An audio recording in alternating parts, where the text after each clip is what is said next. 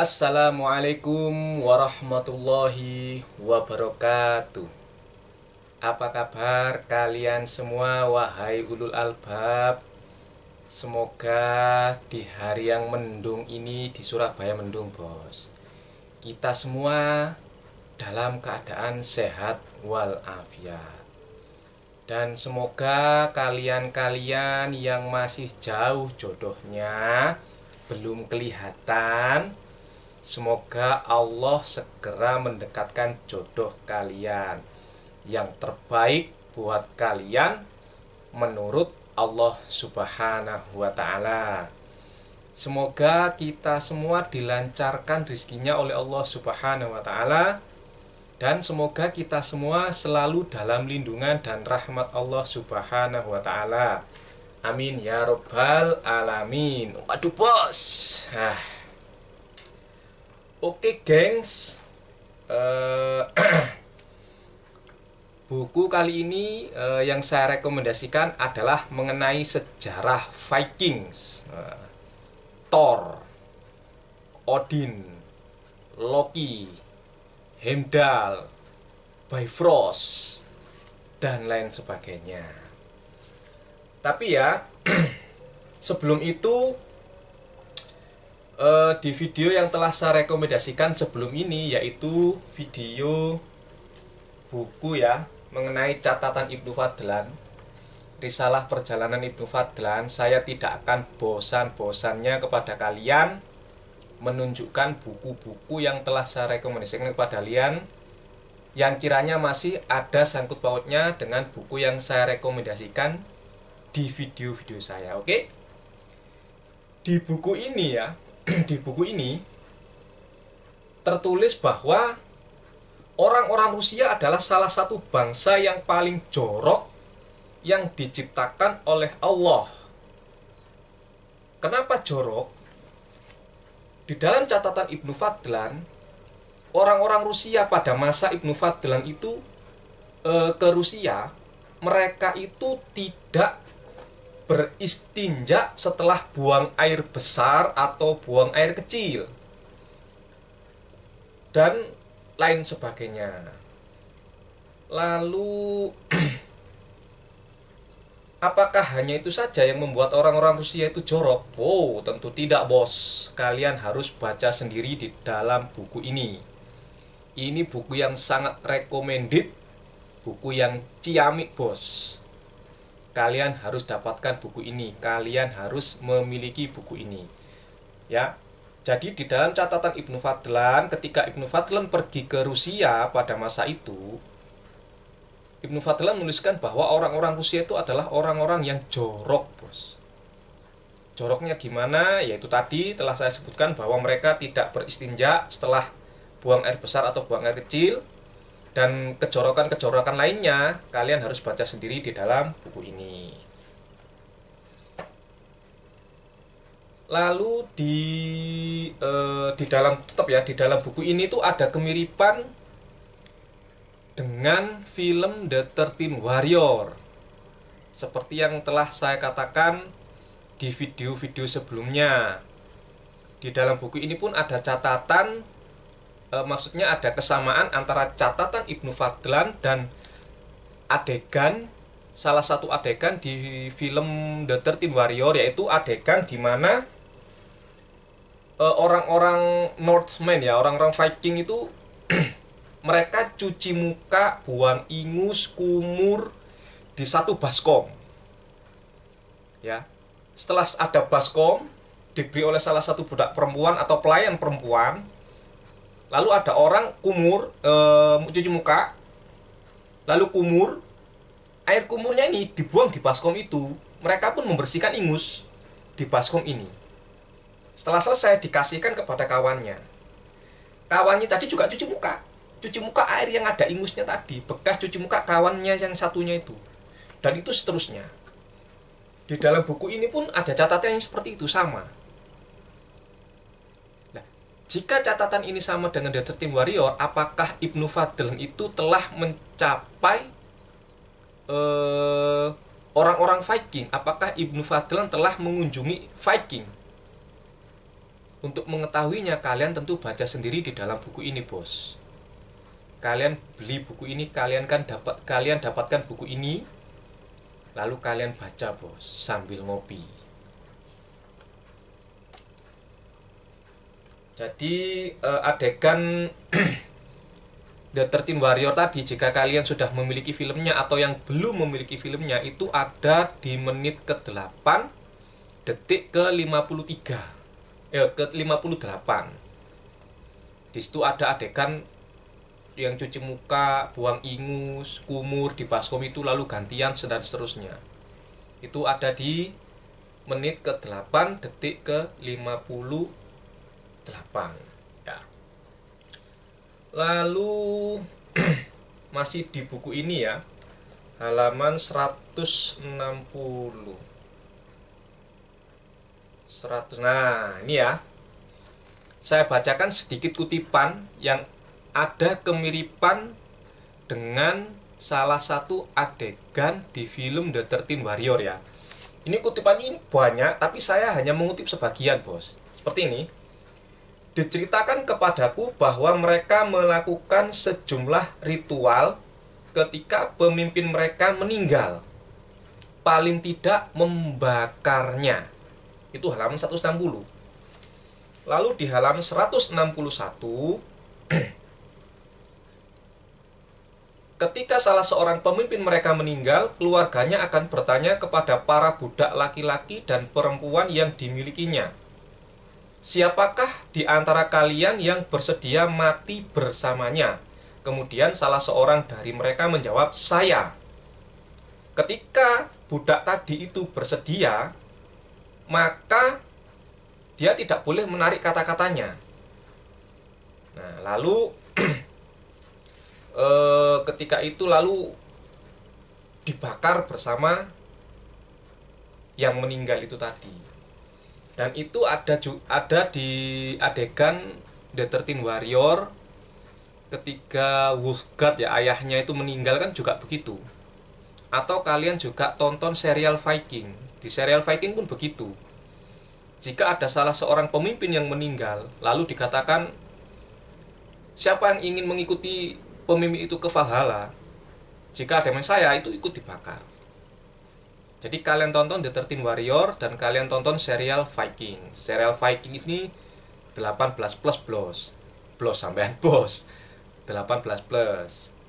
Itu ada 6 season kalau saya nggak salah ingat. Dan serial Viking itu sampai ke Rusia. Dan di buku ini pun juga sampai ke Rusia. Itu bos. Lalu setelah kalian baca buku ini, ya sebelum membaca buku ini, kalian baca buku ini, lalu kalian juga baca buku ini yang terjemahan bahasa Inggris. Kok terjemahan bahasa Inggris? Yang ini buku bahasa Inggris mengenai mitos dan legenda ya, All of Nations. Di sini juga ada legenda bangsa Norse atau Viking. Sudah pernah saya kutipkan, sudah pernah saya bikinkan video rekomendasinya. Di mana tertulis di dalam buku ini bahwa hari Rabu, Wednesday itu adalah harinya Odin. Jadi Odin itu disebut Odin, Woden atau Woden. Ketika meninggal jadilah hari Odin, jadi Woden Days. Akhirnya di dalam bahasa Inggris menjadi Wednesday. Itu tercatat di dalam buku ini. Sedangkan hari Kamis adalah harinya Thor, Thursday. Jadilah Thursday, hari Kamis. Itu tercatat di dalam buku ini. Loh, benar atau tidak? Ya kalian teliti sendiri, kalian kaji sendiri. Kalian cari literatur yang lain selain ini. Gitu bos caranya belajar. Oke? Lalu apalagi ya? Masih ada sejarah Turki, Ya'juj dan Ma'juj, Mongolia dan lain sebagainya juga kalian baca bos. Harus bos, ngopi dulu. Sekarang Surabaya dingin, minum yang anget-anget.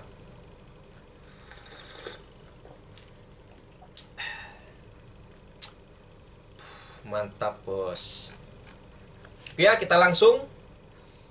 Saya akan membacakan detail buku ini ya. Judulnya adalah Viking Sejarah Bangsa Norse. Judul aslinya adalah Vikings: A History of the Norse People. Wah, kuaya bahasa Inggrisku mantap ya. Ngawur saya. Penulisnya adalah Martin J. Dougherty, diterjemahkan oleh siapa ini? Piusi Sharmaya atau siapa ini lupa. Pokoknya kalian lihat sendiri ya nanti penerjemahnya siapa karena saya lupa enggak nyatet. Diterbitkan oleh PT Elex Media Komputido Kota Jakarta tahun 2015 dengan nomor ISBN 978 602 02 6253 6. Jumlah halamannya adalah 221 halaman. Saya membeli buku ini di Kampung Ilmu Jalan Semarang, Surabaya. Bagi kalian yang ada di Surabaya, coba kalian cari di Kampung Ilmu, bos. Jalan Semarang, tahu kan Kampung Ilmu? Kalau nggak tahu, coba kalian googling, bos. Saya belinya di situ. Ketika itu lagi ngopi bersama seorang teman, ngopi. Dari jauh mata saya yang suka buku ini lihat, kayaknya buku Viking tuh. Lalu ke stand atau toko buku tersebut tak lihat, oh ya ada, bener Viking. Langsung beli, bos. Jadi saya beli buku ini di Kampung Ilmu ya, di Surabaya, Jalan Semarang. Coba kalian cari di situ, bos. Insya Allah ada. Di dalam buku ini tertulis mengenai penulisnya atau pengarangnya ya, tertulis sebagai berikut. Martin J. Dougherty adalah pengarang dari buku Weapons and Fighting Technique of the Medieval World dan sebagai penulis kontributor untuk buku-buku Battles of the Ancient World, Battles of Medieval World, dan Fighting Technique of Naval Warfare. Dan masih banyak buku lainnya. Mantan konsultasi bela diri, dia juga menulis beberapa buku pelatihan bela diri dan teknologi militer modern. Waduh, ini seorang penulisnya adalah pegiat bela diri, bos. Nggak tahu, nggak ditulis bela diri apa. Jadi ini mantan konsultan bela diri. Itu tadi mengenai penulisnya. Sekarang saya bacakan tulisan yang ada di belakang cover buku ini. Disimak, bos, karena tulisan yang ada di cover belakang buku ini insya Allah akan membuat kalian shock, diare, kepala pusing, mual, ya, hoak, bos, guyon. Oke. Tertulis sebagai berikut: perampok atau penjelajah, penjara atau pedagang. Kita mengira bahwa kita tahu siapa bangsa Viking itu. Tetapi apakah memang benar demikian? Ribuan tahun setelah kebinasaannya, jejak peradaban Viking dapat ditemukan dari Amerika Utara hingga Timur Tengah. Mereka berdagang walrus dengan suku Inuit dan menjual budak di Konstantinopel. Mereka menemukan benua Amerika, menetap di Newfoundland, dan bertempur di Asia Tengah. Masih ingat buku Asia Tengah? Islam di Asia Tengah? Kalian juga harus baca buku ini, bos. Oke ya, saya lanjut. Disusun secara tematis, Vikings membahas kehidupan bangsa Norse dari agama hingga penjarahan, dari penjelajahan, pemukiman hingga peninggalan mereka. Dilengkapi lebih dari 150 gambar dan peta. Viking adalah sebuah tulisan sejarah yang menarik tentang sebuah bangsa yang begitu lama populer mengilhami banyak orang. Itu tadi tulisan yang ada di belakang cover buku ini. Dan ada yang menarik kan di dalam tulisan tadi? Salah satunya adalah Mereka, bangsa Viking, menemukan benua Amerika. Jadi bangsa Viking itu menemukan benua Amerika. Bagaimana Cak penjelasannya? Tentu kalian harus baca sendiri di dalam buku ini. Dan tidak saya kutipkan mengenai penemuan benua Amerika oleh Viking. Kalian harus baca sendiri dalam buku ini. Seperti biasa saya hanya mengutipkan 5 kutipan. Dan itu tidak ada mengenai penemuan benua Amerika oleh bangsa Viking. Tapi tertulis di dalam buku ini. Kalian baca sendiri bos. Lalu di dalam buku ini dilengkapi lebih dari 150 gambar dan peta. Memang betul. Di buku ini banyak sekali gambar. Salah satunya adalah gambar Heimdall. Kalian tahu kan Heimdall itu penjaga Bifrost yang matanya apa satu atau berapa itu. Nah, jika selama ini kalian mengetahui Heimdall itu sosoknya seperti yang ada di film Marvel Thor, jika kalian membaca buku ini, bayangan kalian mengenai Heimdall di film Thor itu akan hancur bos, hancur. Karena Heimdall itu tidak sekedar penjaga Bifrost. Lalu apalagi Cak tugas Heimdall? Nanti akan saya kutipkan. Oke? Kita langsung ya intip secuil isi buku. Tapi sebelum itu ngopi dulu bos.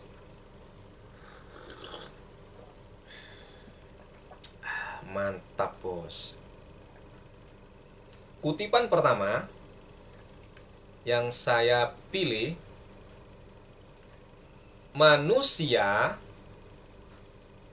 mulai mendiami Skandinavia lebih dari 200.000 tahun yang lalu, sebelum zaman es berakhir.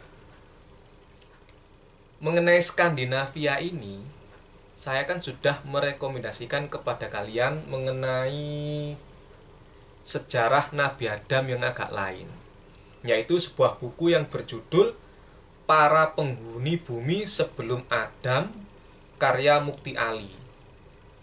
Di dalam buku tersebut, coba kalian tonton videonya ya. Saya sudah membuatkan video rekomendasinya.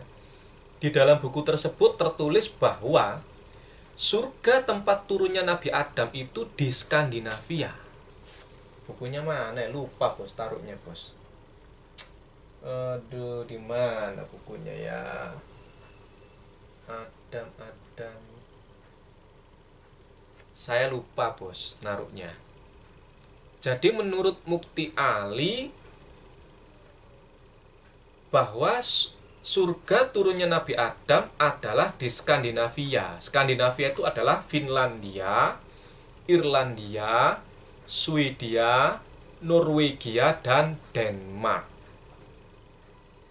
Itu tertulis di buku yang berjudul Para Penghuni Bumi Sebelum Adam, karya Mukti Ali. Sedangkan di buku yang lain mengenai sejarah Nabi Adam yang agak lain, tertulis bahwa surga Nabi Adam itu di Nusantara. Jadi ada perbedaan bos. Yang benar yang mana? Ya enggak tahu bos. Kan saya belum lahir.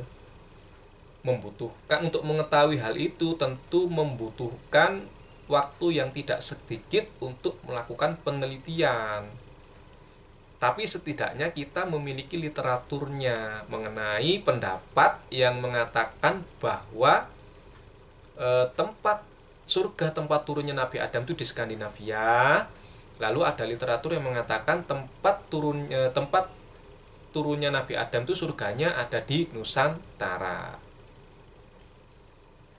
Terserah kalian mau percaya yang mana. Gitu bos. Nah, untuk mengetahui lebih detailnya mengenai Skandinavia sebelum zaman es berakhir dan lain sebagainya, tentu kalian harus baca sendiri di dalam buku ini bos. Kalian dapatkan buku ini, kalian beli buku ini. Tempat belinya sudah saya sebutkan jika kalian tinggal di Surabaya. Jika kalian tinggal di luar Surabaya, coba kalian dapatkan di toko-toko buku terdekat. Atau kalian hubungi penerbitnya, atau kalian cari di online shop. Oke? Kutipan kedua ada tertulis demikian. Antara tahun 400 hingga 800 Masehi terjadi kekacauan di sebagian besar Eropa. Kedatangan bangsa Hun dari pinggiran Eropa Timur menyebabkan banyak bangsa terusir, dipaksa berpindah ke arah barat tetangga mereka dan menimbulkan zaman konflik. Kutipan saya potong, saya lanjutkan ke kalimat berikutnya. Skandinavia tidak banyak dipengaruhi oleh serangan orang Hun. Mengenai orang-orang Hun ini, bangsa Hun ini, saya juga telah merekomendasikan sebuah buku kepada kalian.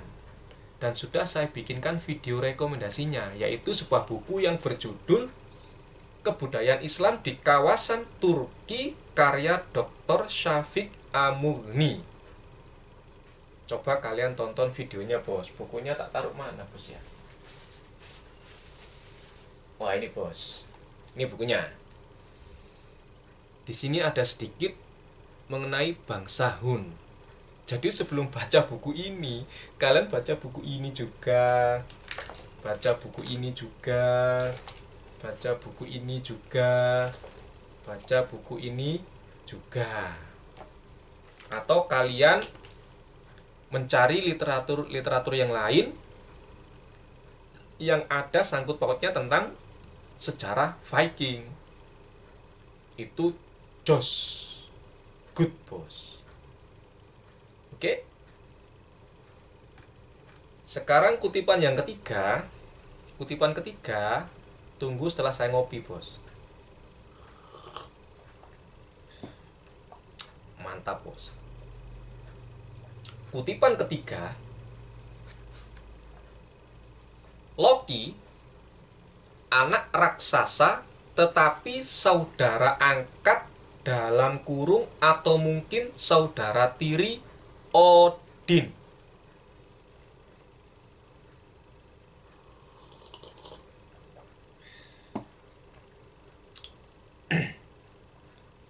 Selama ini kalian taunya Loki itu siapa? Dan saya yakin kalau kalian taunya Loki itu adalah saudara angkatnya Thor. Tentu setelah kalian nonton film Marvel, yaitu filmnya Thor. Ya, Pak, ya. Tetapi di dalam buku ini tertulis bahwa Loki itu adalah saudara angkat atau mungkin saudara tiri Odin.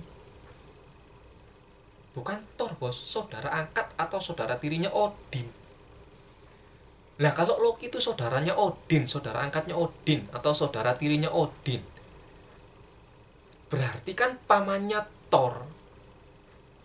Tapi di film Marvel justru Loki itu saudara angkatnya Thor. Ya namanya film kan ya sah-sah saja, bos. Namanya film fiksi atau fiksi ilmiah, ya sah, bos. Jadi itulah gunanya kita itu membaca, bos. Kita bisa cross check. Oke? Jadi Loki, ya ingat, Loki menurut buku ini adalah saudara tiri atau saudara angkatnya Odin. Lalu bagaimana menurut buku ini? Di dalam buku ini pun ada mengenai Loki. Siapa itu Loki? Saya sudah merekomendasikan buku ini kepada kalian. Jika kalian sudah memilikinya, coba kalian baca buku ini, bos. Siapa itu Loki? Oke? Beli, bos. Harus punya buku ini. Ini buku lumayan langka, bos. Coba kalian cari, kalian bisa dapatkan buku ini atau tidak. Kutipan keempat, Kutipan keempat ini masih mengenai Loki. Ya. Tertulis sebagai berikut. Di antara perbuatan buruk Loki adalah mencuri apel emas yang membuat para dewa tetap awet muda. Para dewa Norse bukan makhluk abadi dan mengakali pertambahan usianya dengan memakan apel ajaib. Jadi dewanya orang-orang Viking itu bukan makhluk abadi. Kok umurnya bisa panjang? Karena mereka memakan buah apel ajaib. Dan Loki ini suka mencuri apel tersebut. Kalau kalian nonton film Thor, ya film Marvel, Odin kan meninggal, bos. Ibunya Thor kan juga meninggal. Dan di film Marvel itu pun dikatakan bahwa mereka memang bukan makhluk yang abadi. Ya kan? Bahkan film Thor yang terakhir, siapa itu yang ada yang dewa yang meninggal juga itu, kena pedang itu.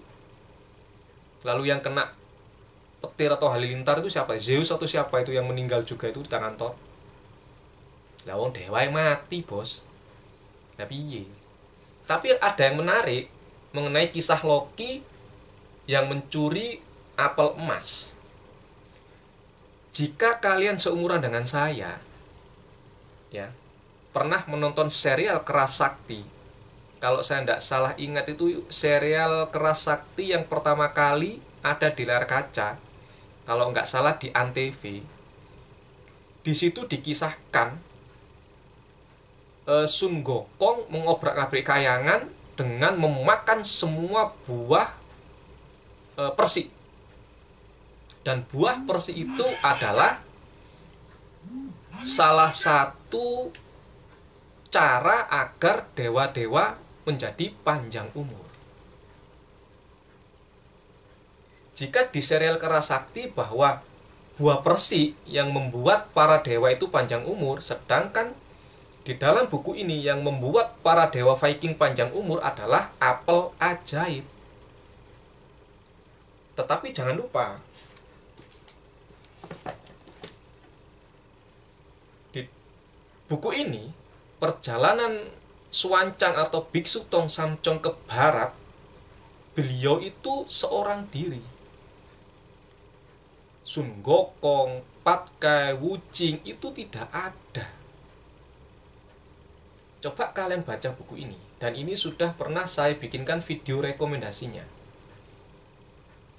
Loh, Cak, kok ada kemiripan kisah serial Sun Gokong atau serial Keras Sakti dengan Loki? Nggak tahu. Yang jelas Sun Gokong itu tidak ada. Nah, bagaimana dengan Loki tadi yang mencuri apel ajaib, apel emas itu, yang bisa membuat para dewa tetap awet muda? Lalu saya coba cek di Wikipedia mengenai buah persik itu. Ternyata ada, bos. Lucu. Jadi kalau di dalam buku ini, Sun Gokong dan kawan-kawan itu tidak ada. Biksu Tom Sancong melakukan perjalanan ke barat itu seorang diri. Tapi di Wikipedia itu ada loh mengenai buah persik itu. Ini ya, sumbernya www. Di Wikipedia coba kalian cari ya. Saat Sun Gokong mendapati dirinya tidak diundang untuk menghadiri sebuah jamuan kerajaan oleh Si Wangmu, sementara dewa dan dewi lainnya diundang, Sun Gokong menjadi marah. Setelah mencuri persik keabadian, pil lanjut usia Laosu, serta minuman anggur Kaisar Giok, Sun Gokong melarikan diri ke kerajaannya untuk menyusun pemberontakan. Di dalam Wikipedia tertulis bahwa persik keabadian. Lalu saya cari mengenai persik keabadian ini juga di Wikipedia ada tertulis. Kaisar Giok dan permaisurinya, yaitu Si Wangmu, ibu suri dari barat, memastikan keberadaan kekal para dewa dengan mengadakan pesta buah persik keabadian. Para dewa yang tinggal di istana Si Wangmu konon merayakan sebuah perjamuan mewah yang disebut pesta buah persik.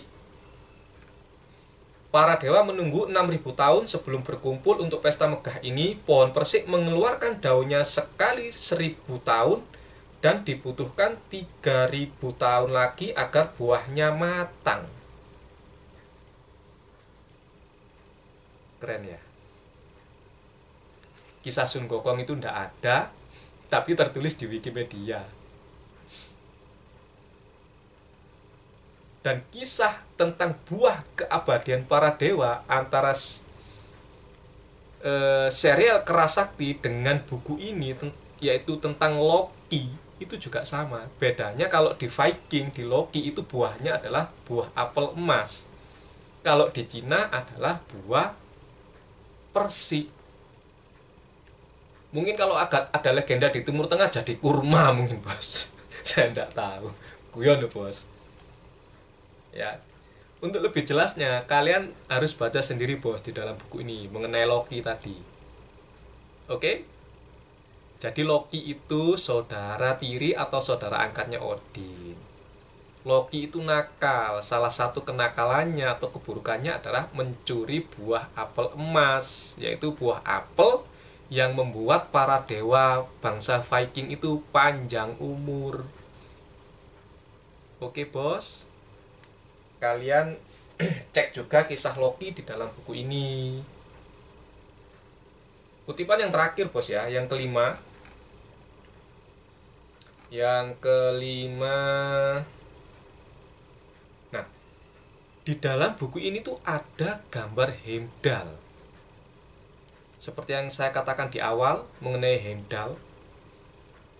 Jika kalian nonton filmnya Marvel, yaitu Thor, film Marvel Thor, kalian akan lihat sosok Heimdall, yang gagah, pakai jubah kayak Senseiya, memakai tongkat, menjaga Bifrost. Ya, matanya satu ya, itu berapa itu? Atau matanya, pokoknya gitulah. Di dalam buku ini, jika kalian melihat sosok Heimdall, kalian bandingkan dengan sosok yang ada di film Marvel, kalian bisa gumoh, bos. Lalu di dalam buku ini, gambar Heimdall itu diberi keterangan. Nah, keterangan ini akan saya bacakan kepada kalian. Keterangannya sebagai berikut. Gambar Heimdall, penjaga Bifrost, membunyikan Gjallarhorn untuk memperingatkan para dewa terhadap kedatangan musuh mereka. Pada saat itu dimulailah Ragnarok, pertempuran kiamat antara para dewa dan Jotun yang berakhir dengan penghancuran dunia. Jadi di dalam buku ini, Heimdall itu digambarkan meniup trompet sangkakala, tanda kiamat atau Ragnarok segera terjadi. Ingat sesuatu enggak? Kalau di dalam Islam, peniup sangkakala itu adalah malaikat siapa? Israfil, ya. Siapa itu malaikat siapa? Nggak saya tulis, bos. Ya, malaikat Israfil. Jadi kalau di dalam Viking, yang meniup sangkakala pertanda adanya Ragnarok atau kiamat itu adalah Heimdall. Jadi tugasnya Heimdall selain menjaga Bifrost, dia adalah peniup trompet atau sangkakala tanda kiamat akan datang. Tanda Ragnarok akan datang.